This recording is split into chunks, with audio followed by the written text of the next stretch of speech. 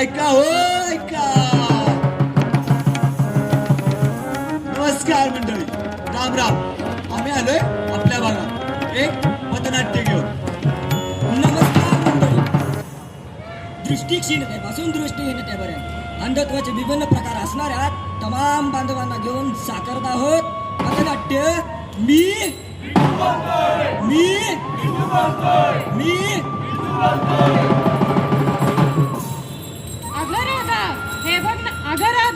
हे बघ ना ग, रस्त्यावर कितीही गर्दी आणि किती हा गाड्यांचा आवाज. मला तर रस्ता ओलांडायला खूप भीती वाटते ग. परंतु विठूच्या दर्शनाला कसं जायचं? धर्मीरा, आज एकादशी आहे. लाखो भक्त विठ्ठलाच्या दर्शनाला चालले. कोणीतरी सुजाण माणूस नक्कीच आपली मदत करेल. अहो दादा, ऐकताय का? जरा रस्ता ओलांडायला आम्हाला मदत करता का?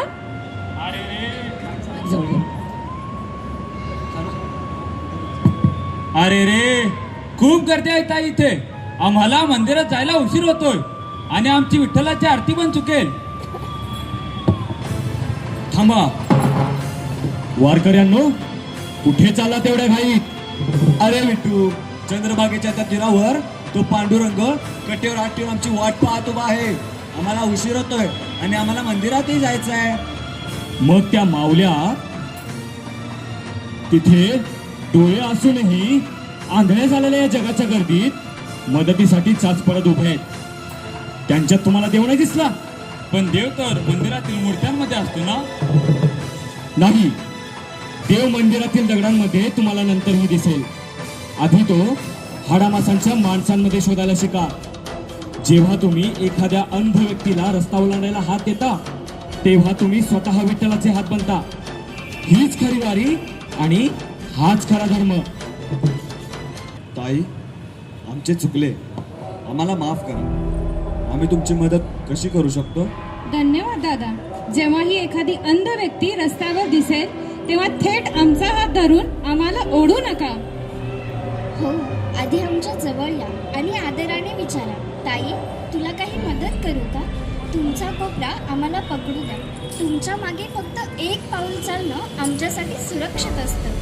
पहिली गोष्ट, जेव्हा तुम्हाला एखादी अंध व्यक्ती दिसेल, तिला केवळ सहानुभूती न दाखवता स्वतःहून पुढे होऊन मदतीचा हात द्या.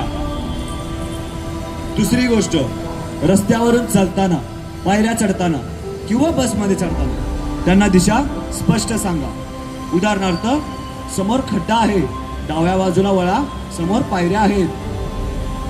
तिसरी गोष्ट, त्यांच्या हातातील पांढरी काठी ही त्यांच्या स्वाभिमानाचे प्रतीक आहे. तिला ओढू नका किंवा अडवू नका. जरी आम्हाला जगाचे रंग दिसत नसले तरी काय झालं, परंतु मनाच्या डोळ्याने आम्ही विठुरायांचे रूप पाहतो.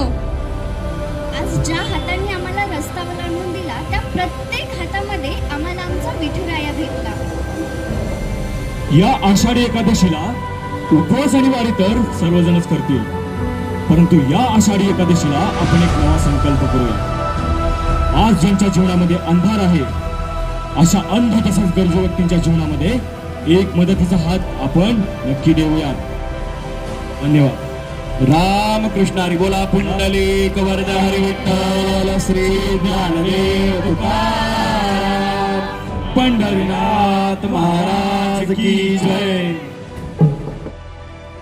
पथनाट्य मी विटू बोलतोय. संकल्पना व निर्मिती स्वर्गंधार सांस्कृतिक मंच. दिग्दर्शन व लेखन प्रवीण पाखरे. मीराच्या भूमिकेत अश्लेषा, विटूच्या भूमिकेत विशाल, आनंदच्या भूमिकेत आदित्य, रवीच्या भूमिकेत ओमकार,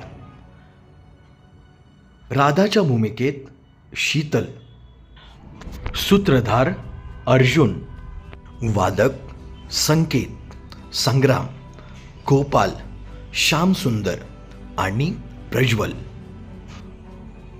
हे नाटक पाहिल्यानंतर आपला अभिप्राय कमेंट बॉक्समध्ये नक्की द्या.